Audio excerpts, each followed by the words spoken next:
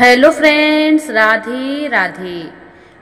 आप सभी का बांके बिहारी आशीर्वाद चैनल में स्वागत है। आज की इस वीडियो में हम सुनेंगे जगन्नाथ रथ यात्रा क्यों निकाली जाती है, इसके पीछे की क्या वजह है। उड़ीसा के पुरी में हर साल की जाने वाली रथ यात्रा देश के साथ साथ विदेशों में भी बहुत प्रसिद्ध है। दूर दूर से लाखों लोग इस रथ यात्रा का हिस्सा बनने के लिए आते हैं। जगन्नाथ रथ यात्रा 2025 में 27 जून से शुरू होगी, जो 8 जुलाई तक चलेगी। भगवान जगन्नाथ नंदी घोष रथ पर सवार होकर भक्तों को दर्शन देंगे।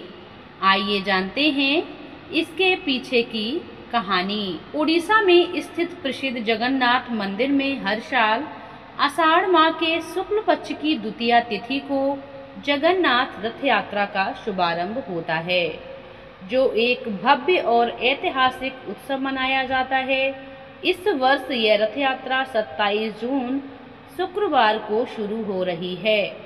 इस दिन भगवान जगन्नाथ, उनके बड़े भाई बलभद्र और बहन सुभद्रा तीनों भव्य रथों पर सवार होकर अपनी मौसी के घर गुड़िचा मंदिर की ओर प्रस्थान करते हैं।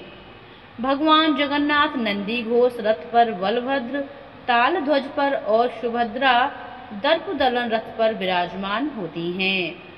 यह रथ यात्रा 12 दिनों तक चलेगी और इसका समापन 8 जुलाई को हो जाएगा, जब भगवान पुनः अपने मूल मंदिर में लौटेंगे।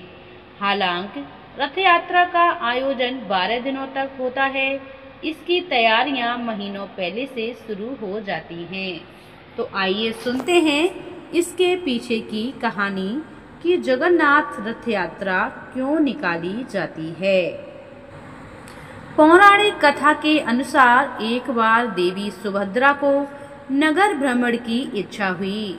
तब भगवान जगन्नाथ अपने भाई बलभद्र और बहन सुभद्रा के साथ रथ पर बैठकर नगर भ्रमण के लिए निकल गए। तब भगवान जगन्नाथ अपनी मौसी गुड़िचा देवी के घर भी जाते हैं और 7 दिनों तक मौसी के यहाँ विश्राम किया। तभी से यह यात्रा ही जगन्नाथ रथ यात्रा का प्रारूप बन गई।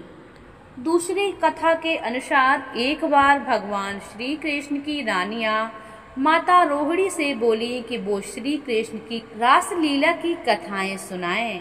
तब माता रोहिणी ये चाहती थी कि श्री कृष्ण की बहन सुभद्रा इन कथाओं को ना सुने, इसलिए उन्होंने भगवान सुभद्रा को उनके भाई बलराम और श्री कृष्ण के साथ साथ यात्रा के लिए भेज दिया। यात्रा के दौरान नारद जी प्रकट हुए और तीनों भाई बहन एक साथ यात्रा पर देखकर बहुत ही प्रसन्न हो जाते हैं।